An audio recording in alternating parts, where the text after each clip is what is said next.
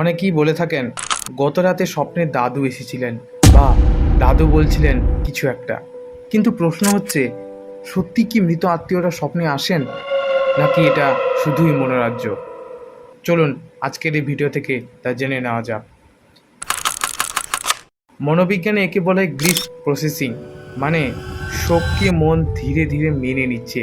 যারা হঠাৎ প্রিয়জন হারান তাদের মস্তিষ্ক মাঝে মাঝে সেই স্মৃতি ও কল্পনা মিশিয়ে স্বপ্ন তৈরি করে। কিন্তু আমাদের প্রাচীন পুরাণে এই ঘটনাকে দেখা হয় ভিন্নভাবে।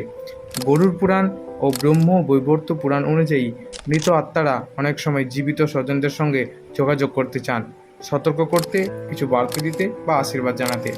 বিশেষ করে কেউ যদি ধার্মিক, সংবেদনশীল হয়, তার স্বপ্নে আত্মার প্রভাব বেশি পড়ে বলে মনে হয়।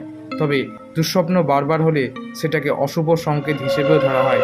এক্ষেত্রে পিণ্ডদান বা ত্রিপিণ্ডি শ্রাদ্ধ করার পরামর্শ দেওয়া হয়।